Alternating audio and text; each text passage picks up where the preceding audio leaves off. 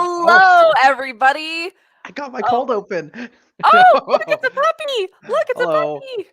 All right. Hi. Well, That's her working. name doesn't work with the rhyme, but we're going to do as best as we can. Hey, everybody. I'm Amy.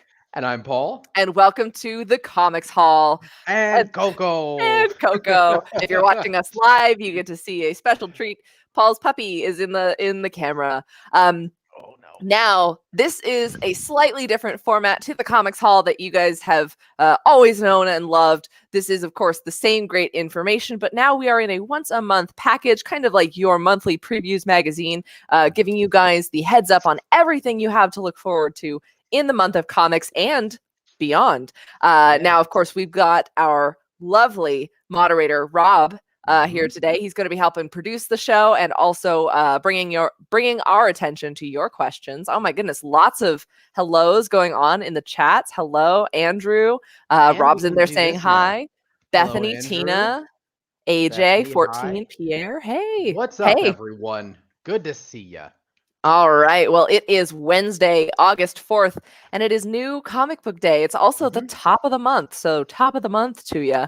I think without further ado, let's just get started. We've got so much going on. Again, we're still live on Wednesdays at 4 p.m. Pacific, but it is the first Wednesday of every month. It's kind of like Free Comic Book Day, but not even remotely close. Not first even Wednesday. close. First Wednesday of every month, and I believe we will still be available in a podcast format on the first Thursday of every month. So, without further ado, we're going to jump right into some comic book news. Wait, we got a lot of... Yes. We have Rob here with us. I said we had our moderator, Rob. I was going to bring him on. Rob, you ready? Oh, okay. I thought he was going to bring himself on. Hello, everybody. Hi. All right, that's enough of that. It's the man, the myth, the legend. You guys might have seen him. I mean, I guess not, because he was mostly behind the scenes producing during Sideshow Con. That was a crazy, crazy fun time. But now we are back to our official once a month show. But there will be, of course, other special event episodes throughout the Sideshow event calendar. We'll talk a little bit about that later. But first up, good news, everybody. Sweet Tooth has been renewed for season 2 with Netflix. So we're going to get more of that adorable apocalyptic animal story. Oh, yes. I do love, I don't know if everyone watched it, but how they told the cast and how they sort of announced how the season 2 is coming is they send them a big piece of chocolate that says Sweet Tooth season 2, and they were all taking bites out of it. Nice. I did not have a chance to see that, but no one sends me chocolate anymore. Yeah, if Netflix wants to send us chocolate to let us know that the announcements are happening, I wouldn't complain about that. But up next, we have an anniversary that's very near and dear to my heart. The Howard the Duck movie turned 35 years old this year. And there's a amazing article with the Hollywood Reporter that features actress Leah Thompson, writer Chip Zdarsky, of course, because you know the character is very near and dear to him. She and Thompson and Zdarsky were able to collaborate in the comics as well with Joe Quinones. Just a really, really fun time. So if you guys are looking for a little bit of Howard the Duck nostalgia, check out the Hollywood Reporter. That Rob might be able to drop the link to that. Yeah. Man, that article. Rob, if you don't have the link, just let me know and I will drop that in the chats. But yeah, super fun. A nice walk down memory lane for a very, very strange movie that I love. All right. Paul, you wanna kind of stretch it on this next one? I am very. This is misleading. That's like my Doctor Strange pose. This has nothing to do with Doctor Strange, unfortunately. But fortunately, it does have to do with one of my favorite writers of all time. Scott Snyder signed a huge deal with Comixology Digital First, essentially, and he's doing 8 original stories that will go to the Comixology Digital First market, and then will eventually. I don't know if we have the time frame yet as to from the first release date as to when it'll be released physically, but it will be all of these stories that are Comixology First will at some point be published by Dark Horse in print. Very similar to the Chip Zdarsky and Jason Liu joint Afterlift. They're doing a great kind of program where you can get it first digitally, but it will eventually come to print collection. Yeah, and so this is, of course, Scott Snyder's Best Jacket Press imprint line publishing that he, of course, launched with the incredible Noctera. We were fortunate enough to have him on the show. We talked about it a little bit. It was incredible. We're so excited. Like, this is like the logical, it feels like, next step. It always feels like he does things a little odd and a little just sort of not by the book. And this is literally not by the book at all because it's a digital first. So we've got all the title names here, and I think, Amy, you have a little tiny synopsis of what to expect from them. Yeah. You want to kick us off here? Yeah. So first of all, very interestingly, in a time where it's very important. A lot of these things may be adapted someday. That's not the reason why you should pick up a comic, but there is very much a likelihood of things getting turned into TV. Snyder has made sure that Amazon, which is the Comixology company, will retain no rights to the project. So if any are optioned for TV, film, and merch, Snyder and his art partners are in control of the projects, which I think is a really great thing for representation and making sure they get credit. There are 8 different books here. I think the one that I'm most excited about is Barnstormers. That is with artist Tula Lotay, who's amazing. We've worked with her for the Sideshow Art Prints program. And it is an adventure romance set after World War I. And the cover is a beautiful flying ace pilot. Up next is actually a little bit different. It's called The Book of Evil. It's a prose story with illustrations by Jock. And it's about a group of children growing up in the future where 90% of the population are born psychopaths.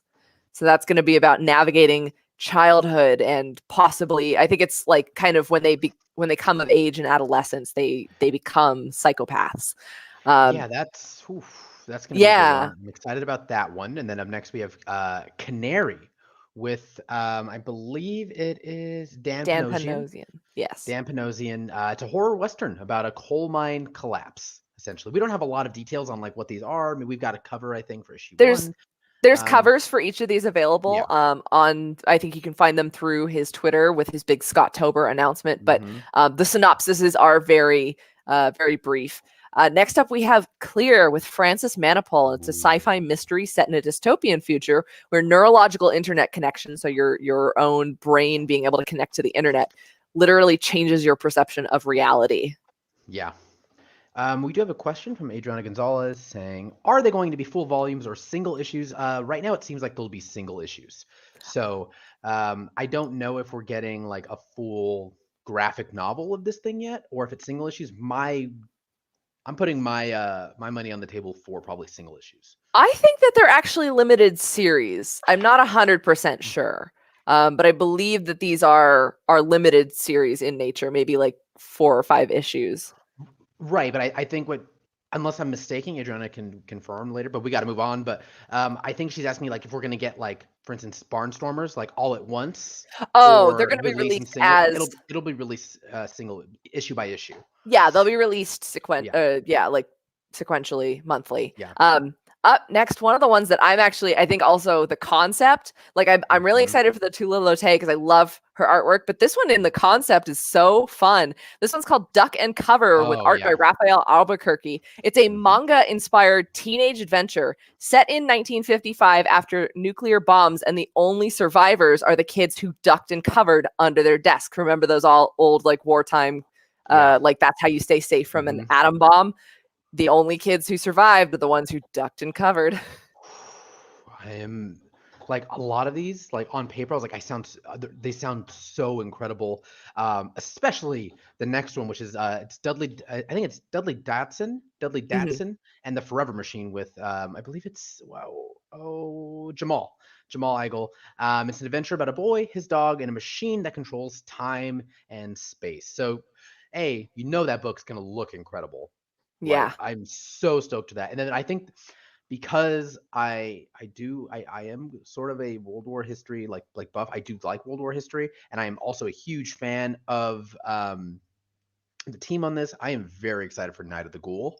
That one's going to be awesome. One. I believe it takes place within World War I, and it's going to be drawn by Francesco Francavilla, and it is in the style of a film. Of an old noir film. Yeah, there's cuts between the present day and then a lost horror film from the past.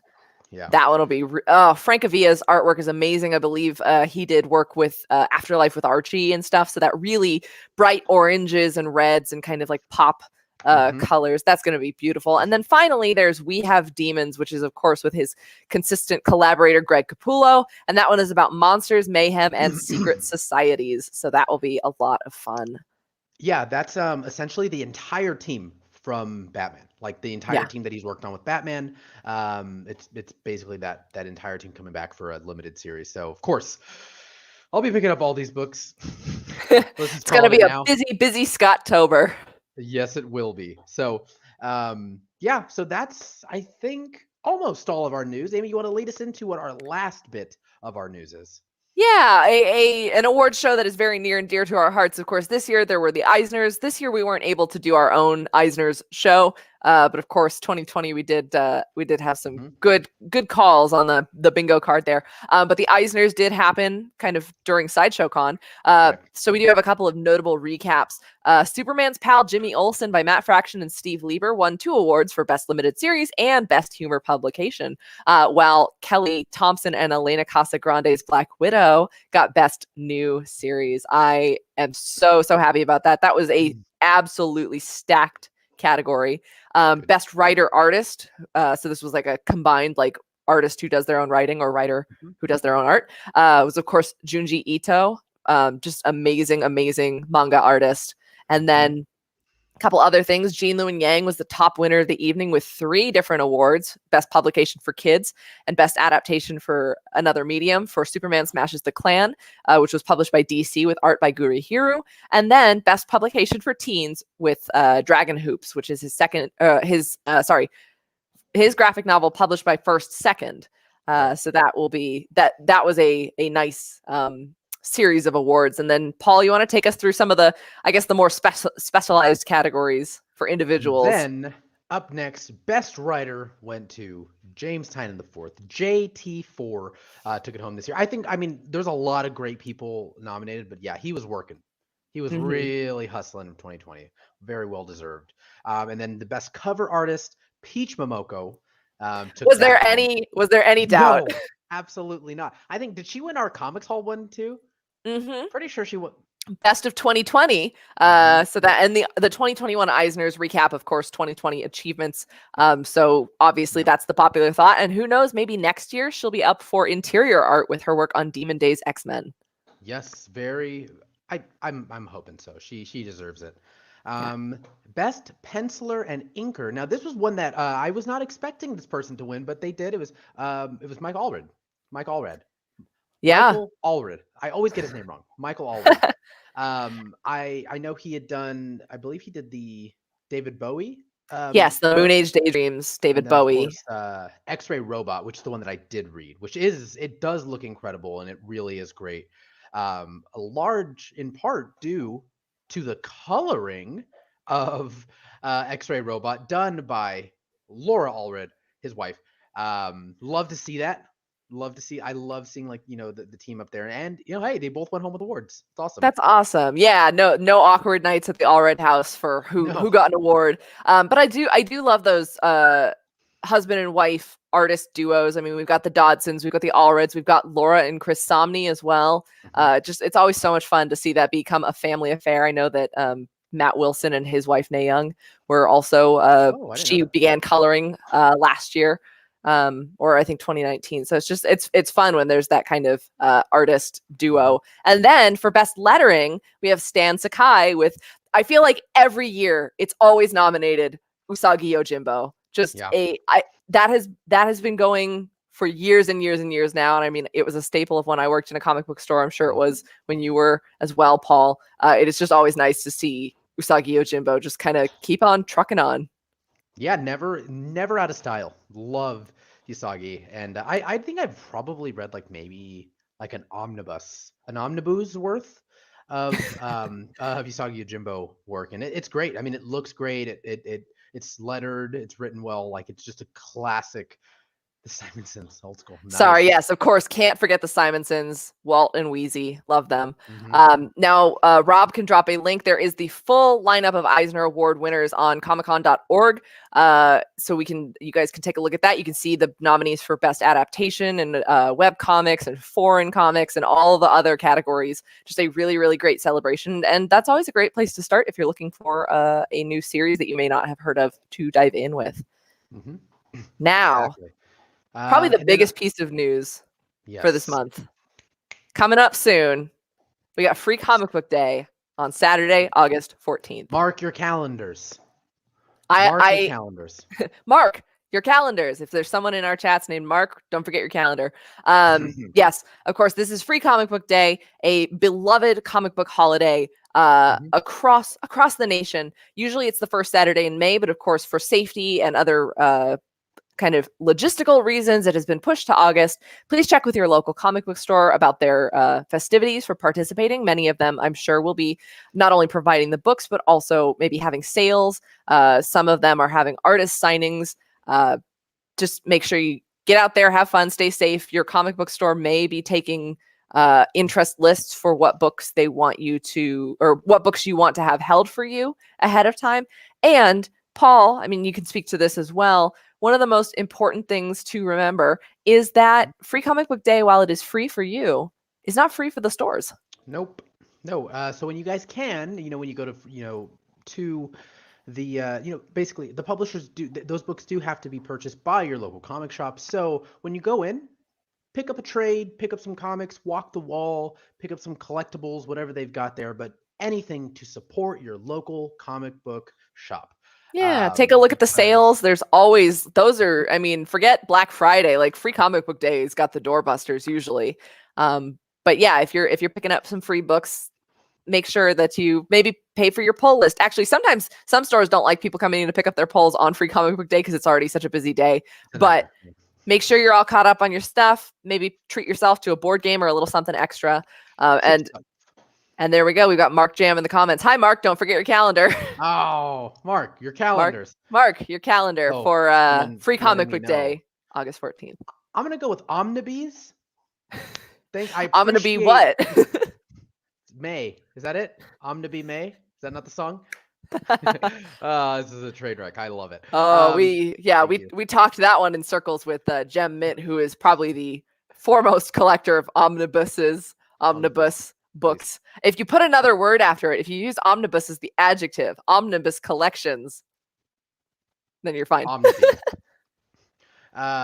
Yeah, so Free Comic Book Day is coming up very, very soon. That is, let's see, where are we at? That is, next Saturday, everyone. So ask your shop. I also always recommend, I always do this with not our local shop now, but the shop that I used to when I lived an hour in a different direction. I always ask, do you guys need any help?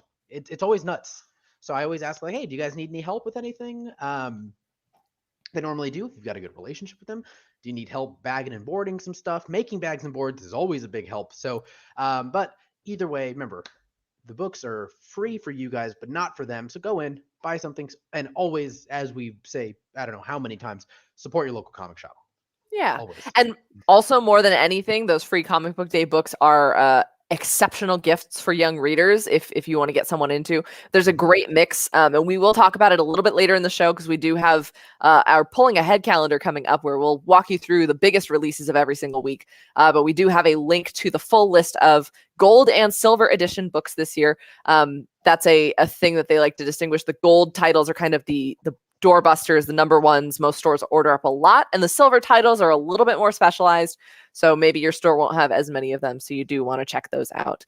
But before we get into all of that, just a quick touch in. We do have two incredible big comic book television and movie releases this month to keep track of. We only have two left this year. Sorry, this month. That you guys want to, again, mark the dates, put on your calendar because they're coming up real fast. Mark, your calendar. I'm never gonna get tired of that now. I am sure Mark will. Suicide Squad comes out technically tomorrow. I don't know if I'm going tomorrow, but I'm definitely going this weekend. So Suicide Squad by James Gunn with that incredible cast. Of course, the newest line it is technically, as James Gunn has come out and said, in the DCEU. It comes out tomorrow, but he's like, yeah, it's in the DCEU, but just go in and have fun. So we cannot stress that enough. Just go in and have fun and watch the movie. I am all in for more Harley Quinn. Absolutely loved Birds of Prey, but oh my God, you put Starro and King Shark in a movie together and I'm there. Yeah. Yeah, it's Like- all the recipe. It's like all the recipes for making Amy's DC movie. Oh, hi Ganache. Okay. It's like the Powerpuff Girls formula, but a lot more sea life. Exactly. Do you want to go watch it too? Okay, Dad's got to pay for your food, so stay over there. All right, and then up next, not next Friday. It's a Wednesday because Marvel moved all their releases to Wednesdays. Wednesday. Yeah. On August 11th on Disney Plus exclusively, we've got the What If series from Marvel debuting. We're going to get to see Captain Carter and the Hydra Stomper. We're going to get to see Marvel Zombies. We're going to see Zombie Hunter Spider-Man. Mm-hmm. If you guys want a closer look at some of those characters, Hot Toys did put up some previews, and Zombie Hunter Spider-Man is up for pre-order on Sideshow's website right now. Mm-hmm. But I am 100% always here for What If stories. It's one of my biggest collections of comic books. Love those. And I can't wait for them to possibly, hopefully, maybe expand those stories once we get the new kind of MCU stories kicking in there and we can get some crazy characters added to that What If series. I just hope they continue it forever and ever and ever. And that's next Friday, right? Next Wednesday. Oh yeah, my brain is so conditioned. Yeah, because today is the 4th and right. next Wednesday is the 11th. And that'll be super fun. Exciting.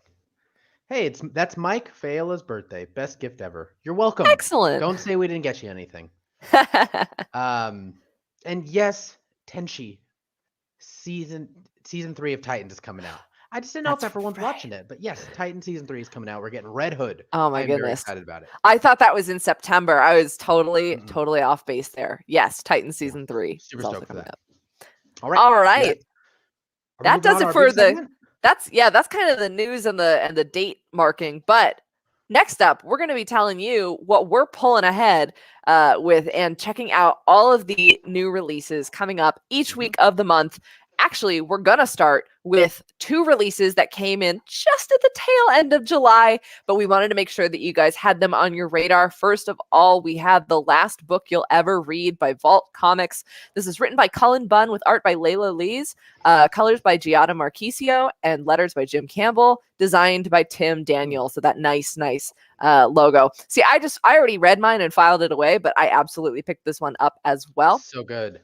Really cool. Another addition to the Vault horror lineup about an author who has written the book that is the downfall of society. And now people are out to get her as this book kind of unlocks the more feral side of the human brain and just has an irrevocable effect once you read it. So she needs a bodyguard who has promised to never, ever, ever read the book if he wants to keep her alive and safe.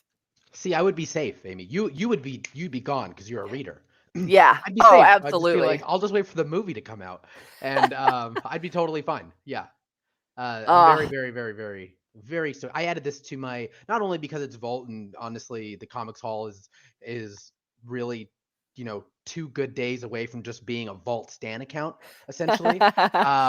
But this book is really good, and they've just been putting out some heat lately, man. This is a really good one. I love the art too. It's very I don't know how to explain it. It's very like grungy. Like it's especially like when you get into just as a warning. Again, normally Amy does this, but I'll do it this time. There's a bit of gore in here. There's a little bit of blood, a little bit of gore. Even when they show that, it's like it just feels like grungy is the best way I can explain it. It's not like very clean lines. I love it. It's so much fun.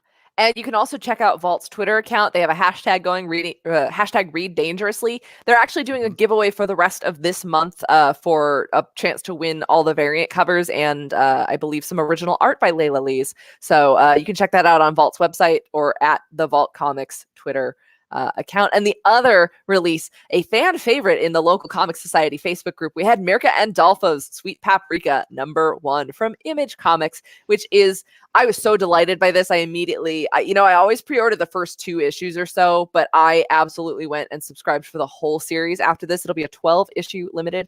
It's written with art and colors by Mirka Andolfo and letters by Fabio Amelia. And this is the Devil I always say this wrong. The Devil Wears Prada meets Good Omens.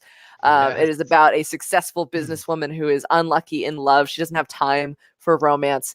She's a devil working at a successful publishing company, and she is starting to fall for the hapless. If you're on the internet speak, he is a himbo, angel delivery guy. Himbo, like a him bimbo, he's a sweethearted guy with a heart of gold, but nothing going on upstairs. Chris, and he is Chris Hemsworth in Ghostbusters. Basically, he's the angelic delivery boy for her AAA publishing firm, and she kind of finds herself falling for him. It's just yet another knockout from Mirka Andolfo, and I am so excited about this book. But that was and it sold out at the distributor level. We're getting a second printing, so you'll definitely want to keep an eye out for that. And I remember, Amy, I think it was, probably months ago. I don't know when, maybe in June. And I was just like, I don't know if you heard about this, but I'm super stoked for this book. Guess who forgot to pick it up, and now it's sold out. Paul. Yeah, I forgot to pick. I was just like, I think I was trying to get so many books, and I was also a little bit backlogged, and it just completely slipped my mind. So that's why people, as soon as you're excited about a book, call up your local shop and ask if it is ready to be ordered. If you haven't missed the FOC, known as the final order cutoff date. Otherwise, look like me. Look at all this egg. Look at all of it.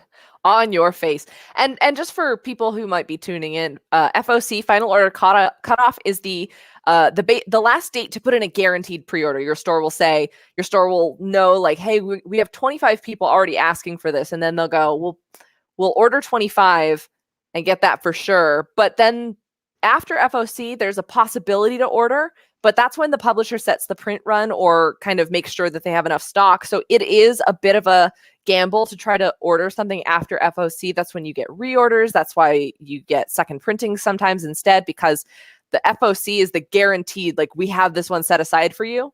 Ordering afterwards, it's like, we'll see what stock is left, but once the print run runs out, then you have to wait for another printing or find it online. So let's actually jump into today, August 4th. We had a number of big releases. We're going to start really quickly with one that's not a new release, but if you're following or are keeping an eye on this series, we had the Immortal Hulk number 49 from Marvel. This is the penultimate issue of this amazing series. Rarely does a Marvel book get to go to 50 issues. So next month, we will have the stellar conclusion to the story that is written by Al Ewing with art by Joe Bennett, colors by Paul Mounts, and letters by Corey Petit. So if you are following along with Immortal Hulk, enjoy the ride. It's coming to an end. Yeah, and you know what sucks is I'm sure Al Ewing will never get another book, and you'll never see his name in comics, right? I know. He's doing so many books. I'm so excited by it. You know what I caught up on? Oddly enough, Sword. What? Oh, really? Yeah, it's really good. It's the only X-Men book that I'm still kind of reading. I don't even know what's going on, but I love it. I just like Al Ewing. But it's in space, and it's awesome. Paul, do you want to take it away with the next one for today? The next release? So, yeah, this is one also that me and Amy both just read. We both picked up. It is, where are you? The Me You Love in the Dark. It is so good. Same cover, guys. Look. Boom. And there are a ton of covers for this, a lot of really great ones. This is by Scotty Young, George Corona. I think it's Jean-Francois Beaulieu. Yeah, Beaulieu. Beaulieu? It's like the bear from Jungle Book. No? Not quite. Not at all? Oh, okay. And then Nate, I think it's Piekos. I think it's Nate Piekos. Reuniting a lot of the Middle West team, if not all of the Middle West team for this one. Yeah, beautiful, brand new number 1 this week. Yeah, and it really is a beautiful book. This is one, like I always say, I haven't read all my books. I'm getting to it, but I did read another one that we'll get into. But like, I think if you can only pick up one book, I think you pick up this book this week. Yeah, it's about an artist who retreats to a maybe haunted house. It's a large, ornate mansion because she's feeling, as I phrased it to Paul, creatively constipated. She's just unable to create her next beautiful work. And so she's hoping that she'll find inspiration in this maybe haunted house. But otherwise, she's just kind of depressed. And I, as a creative person myself, watching her yell at her canvas, I feel that very much. The difficulty in where you find your inspiration. It's so beautiful. This is a 5-issue limited series. So stellar recommendation. I also read this one today. So next up, we've got Deadpool Black, White, and Blood. This is continuing that cool anthology series that previously was started with Carnage from Marvel. We've got writers like Tom Taylor, Ed Brisson, and James Stocco on this piece, with art by Phil Noto, Wills Portacio, and James Stocco, who is doing his own story. And we've got colors by Rochelle Rosenberg, and this is, of course, one of those stylistically colored, just really fun little collections of Deadpool stories that aren't necessarily in the main continuity. So you guys, if you're looking for like a little sampler plate of Deadpool stories, you're going to want to check this one out. I'm excited because Phil Noto is doing the Tom Taylor story, and that's a fantastic team up there. Mm-hmm. Yeah, and and Tenchi says heads up on this book too. I think he's talking. I don't know which one he was talking about. I think this is Me You Love in the Dark. Maybe says, it's just about officially sold out at the distributor level. My shop got allocated, and they don't know if they can get more. So yeah, it's probably going to go to second print. It's a good book. It's a very it's a really good grounded book, I say, which it's we haven't used it, but speaking into AIM, like it's a super accessible book in more ways than being able to just pick it up and read it. It's like Amy said, there are so many artists out there who are reading comics that can like immediately put themselves in the main character's position. So yeah, it's no wonder. And also, I mean, that whole team on it is insane. Yeah, and I also like a story that isn't heavy with exposition. The art does a lot of the talking, which I think for a story about a painter or an I guess she seems to be more of like a charcoal artist, but for an artist, letting the art do the talking instead of covering up everything with heavy word bubbles, I think was really, really nice stylistic choice. Up next, we got a couple of DC releases just in time for the Suicide Squad release. Paul, you want to walk us through what we've got?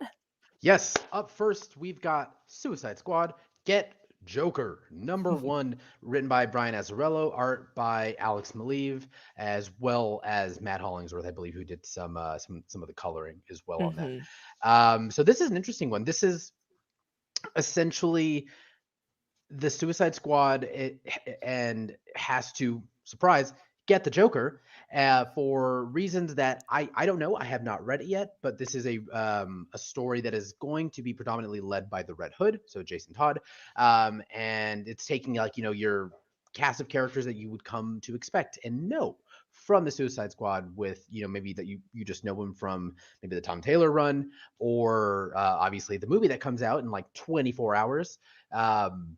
I'm just very excited. This is going to look incredible. The entire team on this is a pretty all-star cast on this book, especially Alex Maleev. Now, granted, this is a oversized, it's like one of the oversized, like one of the big, like almost like magazine style magazine ones. Size. This is from Black Label, which they did for a while go away from that format, but this is one of those big books.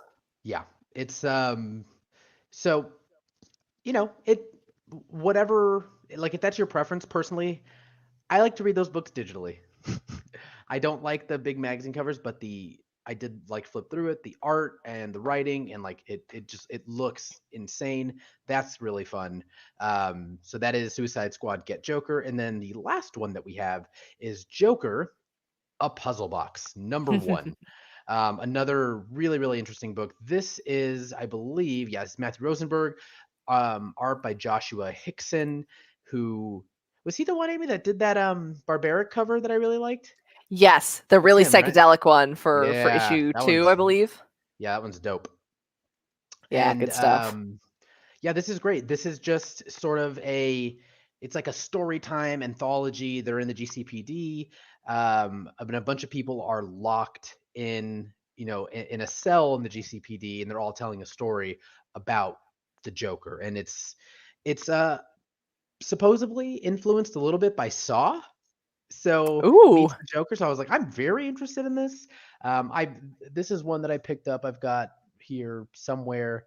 Very, very, very stoked for this book. Sorry, all my books are right here. I'm not just like being lazy. Yeah, very, very stoked. I always like books that sort of center around the Joker, but he's not too directly influenced, because he gets a lot of books. He's been on the show twice already today.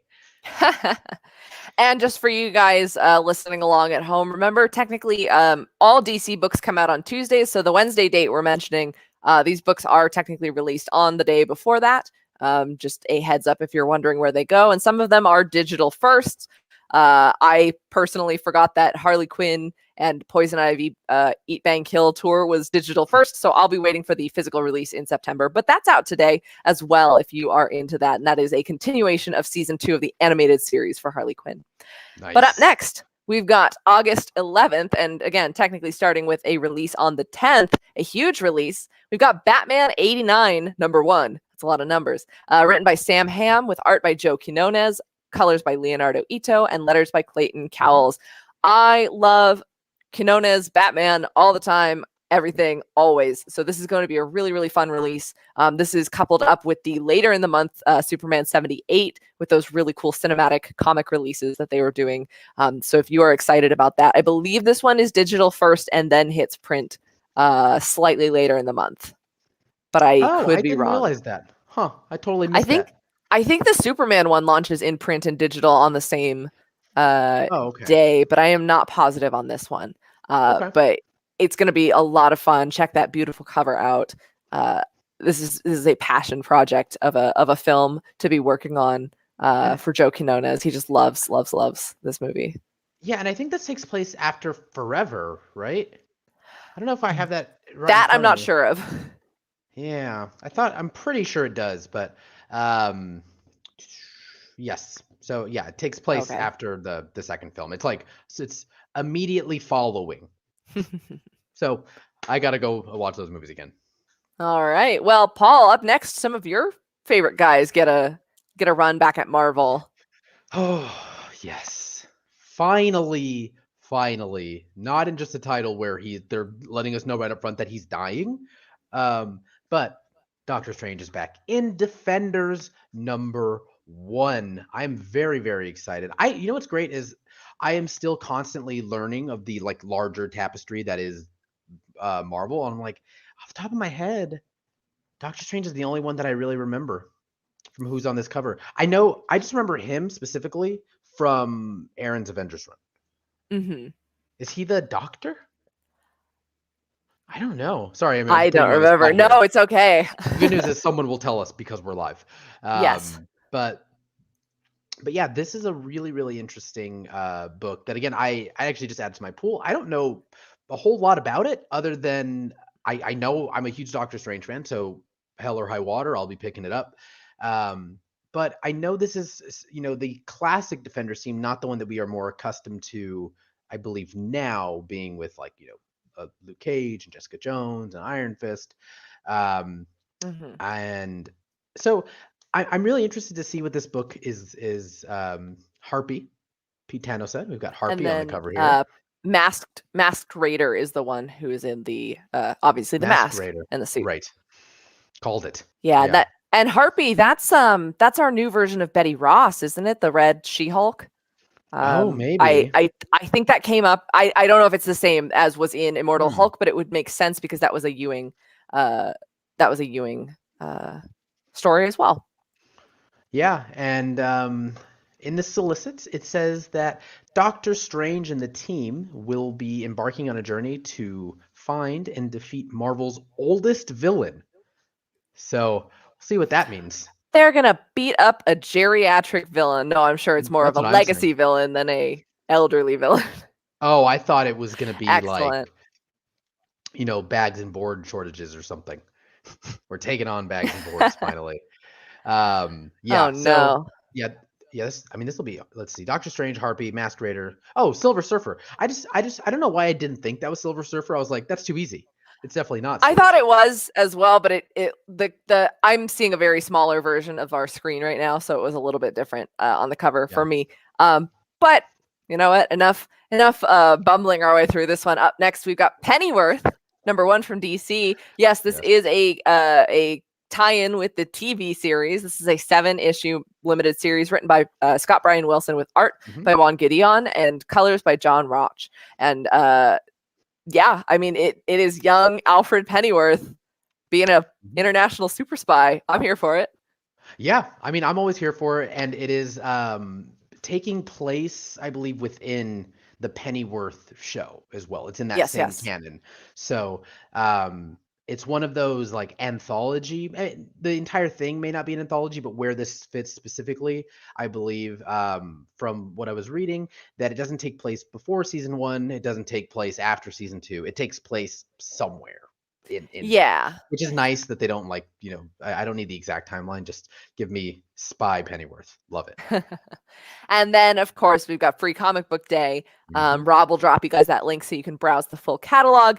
But I pulled out some of the highlights of the week. Of course, I'm excited for Mighty Nine Origins. We've got Enter the House of Slaughter. We've got Star Wars High Republic, Avengers Hulk. We've got Suicide Squad King Shark. There's a Batman book. There's Bountiful Garden from Mad Cave, which, yes, this is a Free Comic Book Day version, but then there is a full series release in September, so you can still pre-order that, I believe. We've got Spider-Man and Venom. Tresse, if you watched the Netflix series, we are having a Free Comic Book Day tie-in. There's going to be a Vault Vampire the Masquerade book and more. So you guys will want to browse that at your leisure. There are a ton of books, but we're only halfway through the month of August. Let's take it on to August 18th. What is happening in the third week of August? All right, up first, we've got a huge release, I think. I think it was someone, Andrew, and I believe in our chat, said he's reading a lot of the X-Men. So you're going to be particularly interested in this. Up first, we are talking about X-Men, The Trial of Magneto, #1, written by Leah Williams, art by Lucas Wernick, colors by Edgar Delgado, and lettering by Joe Caramagna. Yeah. Well, I don't know how much we can say about this. I don't know how much has been divulged already. Let's not spoil anything, but this is spinning out of the Hellfire Gala, so if you haven't had time to catch up on that, definitely do. But this is it's a big deal. This title has been used in comics before. A lot of this X-Men line from Hickman has been about revisiting old mutant stories and reviving them in some way. So we've got Magneto being put on trial for a big thing that I'm sure most people know at this point. It was making headlines. Credit card fraud. Yep, they finally got him. Krakoa is cracking down on Magneto's credit card fraud. No, this will be a really cool series, but yeah, we don't want to spoil it for you if you haven't finished the Hellfire Gala from June, but highly recommend that you do so. First. And then up next, we'll have Kang the Conqueror #1 from Marvel. This is written by Colin Kelly and Jackson Lanzig with art by Carlos Magno and Espen Grundetjern. And this is, of course, perfectly timed. I think we're free to spoil this one because I think everybody and their grandmother knows. Perfectly timed with the debut of a version of Kang that we saw in the end of the Loki series. Of course, that was more akin to Immortus. He wasn't named Kang, but we're going to see the history and future and all of the time of Kang the Conqueror in a new 5-issue miniseries that will get fans kind of properly acquainted with him also before we get to see his turn in Ant-Man 3 Quantumania, which, if you guys saw earlier this week, has officially begun production with that funny, scary bunny rabbit photo that they he's so ugly, I love him. I'm gonna show my friends. So he will be making an appearance in that. So we've got kind of a nice primer on Kang here going on there. And it is solicited. I think even Jackson Lanzig, the writer, has come out and said that this is like a pretty good origin story for him. Like, if you don't know anything about Kang other than from Loki, this is a great place to jump in. I had sort of in my brain attributed it something similar to Trial has 2 meanings. Yeah, Andrew Wershborn says here at the SDCC X-Men panel, they mentioned Trial has 2 meanings. So that'll be cool to see that play out for Magneto.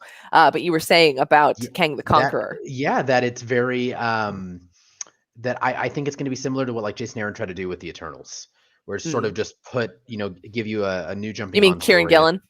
Oh, Kieran Gillen. I'm sorry. Yes. Kieran Gillen did with the Eternals book that just came out. And so this would be a good spot. Like, if you are interested in Kang or Immortus as a character, this would be a good place for you to jump in, comically speaking.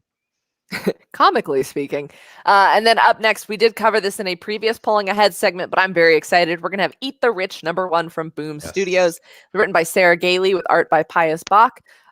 colors by Roman Titov, and letters by Cardinal Ray. This is, of course, a story of a young woman who goes to her boyfriend's kind of childhood home and his town where he grew up for a summer, but finds out that things are a little more dastardly than they seem. This is a psychological thriller, and with a title like Eat the Rich, of course, you know that it's going to be very, very interesting with the lives of the privileged elite. And then up next, I'm going to take this one as well because I'm very excited. I'm going to be reading it. I have no idea about Warhammer, but we've got Warhammer 40K, Sisters of Battle from Marvel. So I believe that there was a previous Warhammer series by Kieran Gillen from Marvel, but this is written by Thoron Groenbeck with art by Edgar Salazar and colors by Arif Prianto. Thoron is on the Jane Foster Valkyrie, the Mighty Valkyries title right now. She is a fabulous writer, a wonderful person, and I love that she's going from Valkyries, which are Sisters of Battle, to the heavily armed women of Warhammer 40K. And that artwork is amazing because, I mean, while I'm not familiar with the gameplay execution of Warhammer, I've seen them miniatures and I've seen them, those Space Marine suits. I feel like it might be better that you're not super, like, ingrained in the Warhammer culture because you're just like, I just want to see stuff get blown up. But like, I would love to know if anyone who is an avid Warhammer player, if you start letting your strategy brain get in the way of reading the comic. But I'm very excited. Salazar has got his work cut out for him with that those incredible armor suits for the characters. But that'll be very fun. And that is the 18th. And then for the last week of the month, August 25th. Paul, you want to take it away? So August 25th. Up first, we have Superman 78, #1. I believe So this is technically going to be released on the 24th. As you know, DC puts their books out on Tuesday. Written by Robert Venditti, art by Wilfredo Torres, and colors by Jordi Belair. Pretty great team. I'm really, really stoked for that team, especially since they've only ever, like all of them individually, have only ever done things that I like. I'm not 100% sure when like this Superman story takes place, but I mean it's Superman 78, so you know, relatively speaking, what you're getting. Yeah. So I think let's see. That'll be fun. That one will be much brighter than the dark colors of the Batman 89 series, but again, just a really great translation of a cinematic classic to comics. And then this one's been big, not only because, I mean, hello, but variant covers. I would love to hear if anybody managed to secure a pre-order for the 1 in 250 cover. We've got King Spawn #1 from Image with writing and art by Todd McFarlane, of course, and then additional writing by Sean Lewis and art by Philip Tan, Steven Segovia, Marcio Takara, Brett Booth, and Javier Fernandez. The 1 in 250 cover will be hand numbered and signed by McFarlane, and that is out of an edition size of like however many stores managed to order enough. And last I saw, they were thinking that there were only going to be like, I saw like 203 of those covers, but like it's going to be sub 300 in the entirety of circulation. Yeah. Out of countless thousands of King Spawn covers. There's a Donny Cates variant cover. There's like a million variants for this. But if you are a fan of Spawn, this is the first new Spawn #1 in like a long time. I think they said since like the 90s. Yeah, I think so. It doesn't relaunch been, like decades. Doesn't relaunch very often at all, ever. So if you're looking for your Spawn jumping on point, actually, I don't know how. It's 1992. Whew. Damn. 92, you said? Are we gonna date ourselves here? I wasn't even born then. Neither was I. So woo! All right. Comics Hall. Sorry, guys, and we just lost our entire viewership. Oh no. No, they're like, these little children are talking to us about comic books. What in the heck? Rob wants us. I'm putting him on blast. Moderator Rob says, I was 13 and now I feel old. Well, now you work for a couple of toddlers, so I'm sorry about that, Moderator Rob. But on a different note, we've got the next in the Marvel's Voices series. We've got Marvel's Voices Identity #1, and that is the celebration of Asian and Pacific Islander characters as well as creators. Yeah. This is, of course, also based on, I mean, not based on, but it's spawned out of the Marvel Voices podcast hosted by Angelique Roche, who helps curate these projects. And Paul, do you want to? We can tag team this. It's a huge list of creators. So Yeah, let's see. Let me get the list up here. I just lost it. Oh no, there we go. Okay. All right. Got this. All right. So, how about I'll tackle writers if you want to tackle artists. yes, and sorry, I'm just looking at our chat. We've got a definite wave of these dang young kids. Thank you, Jesse Hernandez. Jen Edwards, you guys are babies. Yes, we are. But I mean, I didn't start reading comics till 2012, so it's never too late or too soon to jump in on all of this. Nice. And I'm neither confirming nor denying that I'm a reverse vampire. But okay, They're just aging. Yeah. Like, It's like Benjamin Button, but in reverse. I'm reverse Benjamin Buttoning. That's just aging, Paul. That's a spicy way to say you're getting older. Sure is. Yeah, it's like you've got a certain word count you have to hit for your paper. I'm reverse Benjamin Buttoning. So Marvel Voices Identity #1. Some of the writers that we've got here: Greg Pak, Gene Luen Yang, of I don't know of 3 Eisner winning. I was fame. gonna say, how's he gonna have time? His arm's gonna be sore from holding all those Eisners. I don't actually know how much the Eisners weigh. We will soon, though, Amy. One day. Someday. We've got Maureen Gu. I believe it's J.M. Ken Nimura, Christina Strain, Marcus Toe.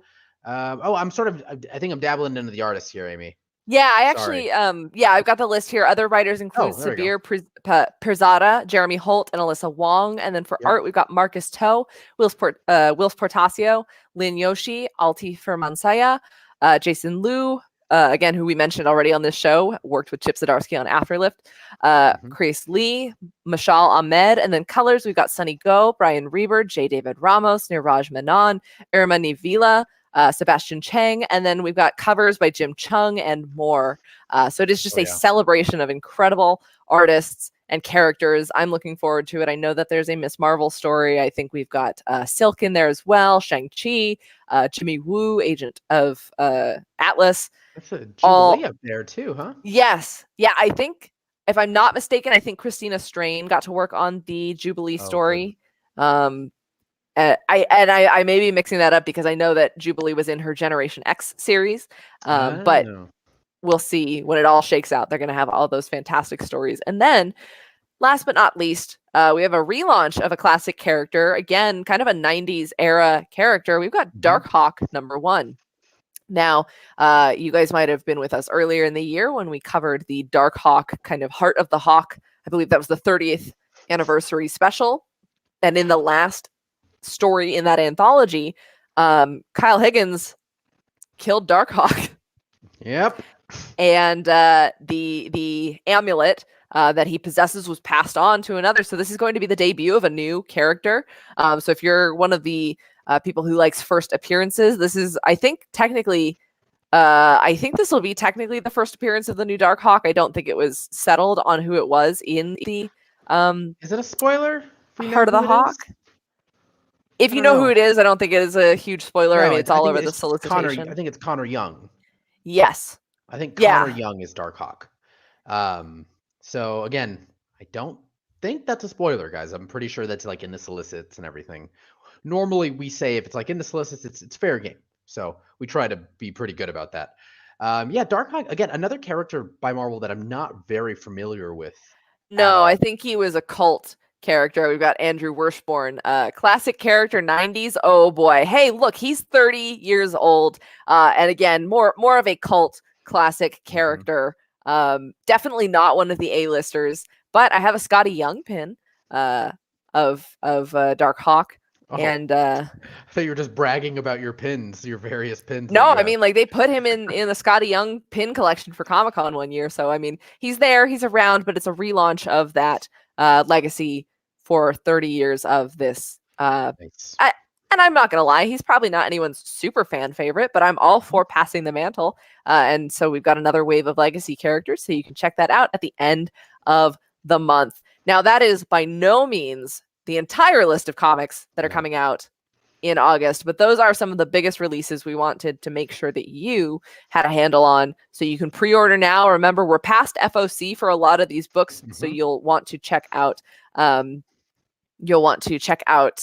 what you can pre-order with your local store. Again, any of these tickle your fancy, you're going to want to call them as soon as this show is over, especially if you missed any of those releases from this week or the July 28th that we talked about. Up next, though, we do have something else coming up later this month that's not Free Comic Book Day. It's probably just as exciting. It sure is. Paul, you want to take it away?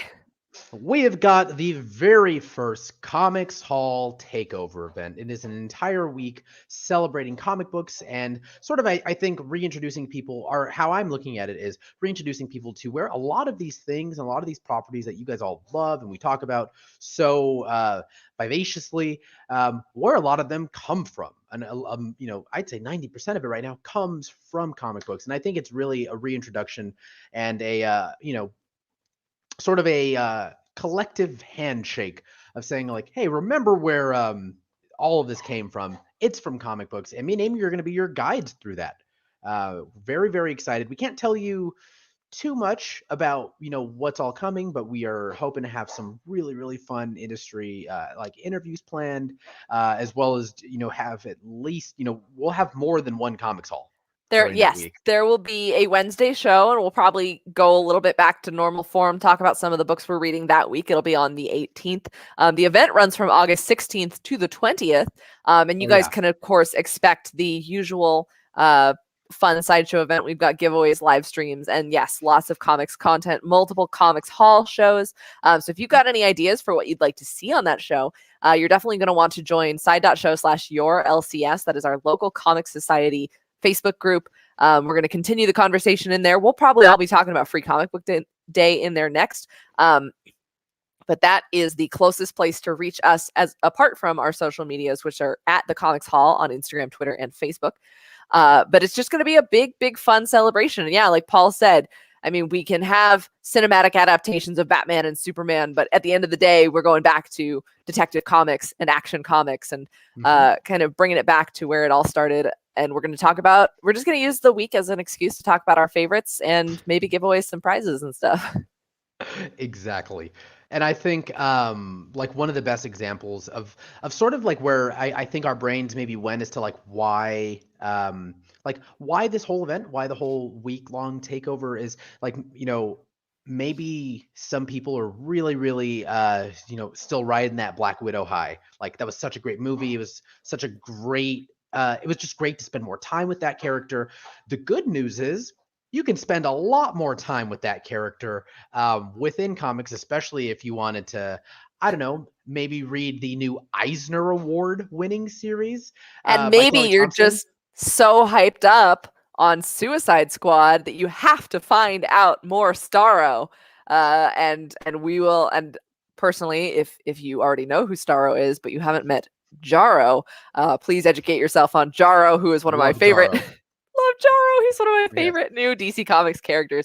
But yes, like Paul said, just a really, really great way to get reacquainted with some of these things. Celebrate your love for comics. Show us what you've got. And again, that is August 16th through 20th. So once again, mark your calendars for an entire week of Comics Hall Takeover, which we're hoping is not the last, but Sideshow is about to learn what they just agreed to let Paul and I do for the week.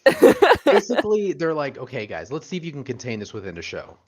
Oh, so there you guys are pushing up already an hour now? Let's give them a week. Get it out of your system. You have work to do. Yeah, so that'll be a special week-long shows, and then we'll be back with our next show, of course, the first week of September, first Wednesday, for your September monthly previews. So we've got all of that going on. But last but not least, as we mentioned, we've got side.show/yourLCS. That is our hub for comics. That is a nice, fun, vibrant community going on, talking about favorites, posting our weekly picks. So we pulled out our Holler at the Hall segment this week.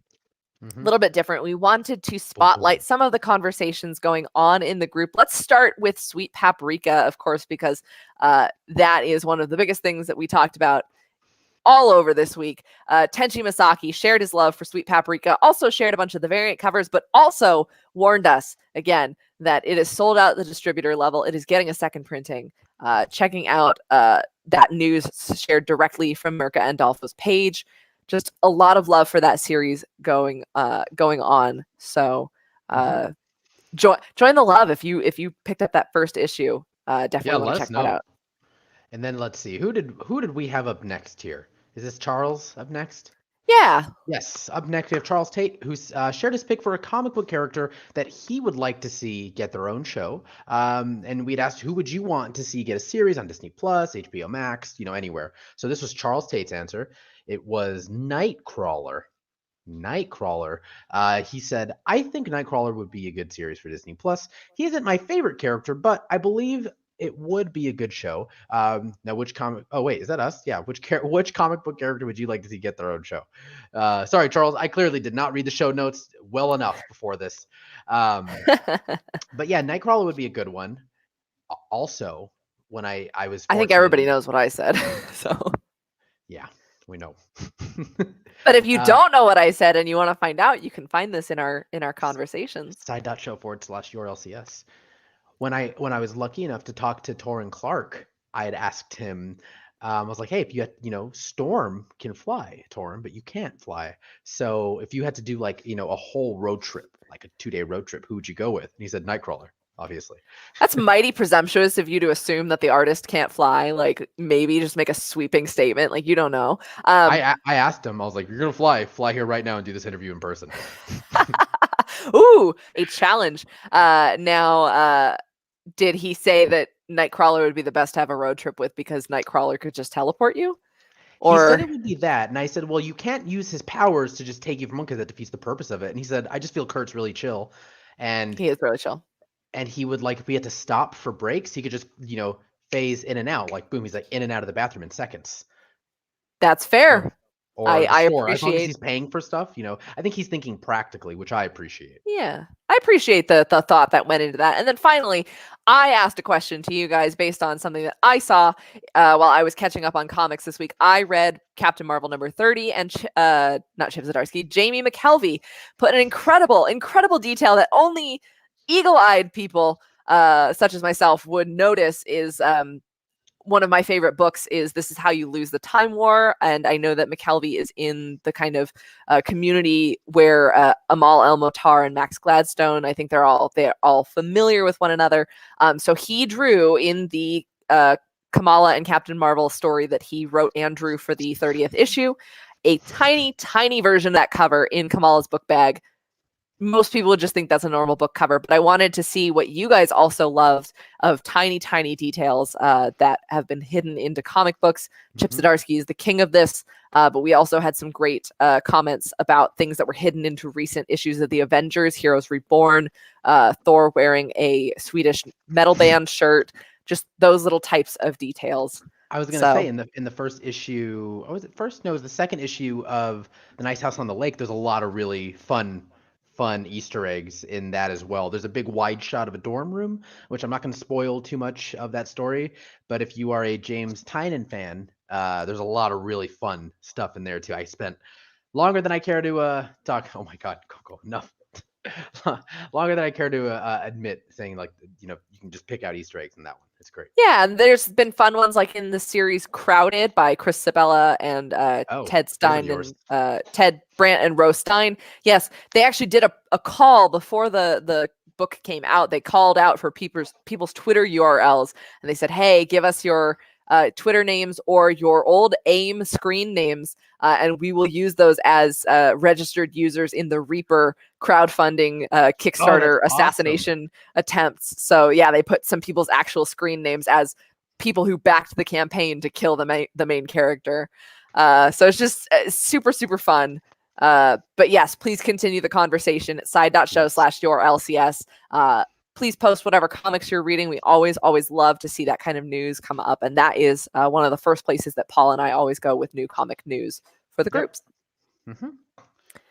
Right. I think that about does it for our oversized DC Black Label style magazine cover issue of page Amazing Spectacular. The Comics Haul August edition. Hopefully you guys now feel informed, ready to tackle the month of new releases. Again, find us in the group. Tell us what you're reading. We cannot wait. Yeah, it stands for accessibility, interest, and monetary investments. value.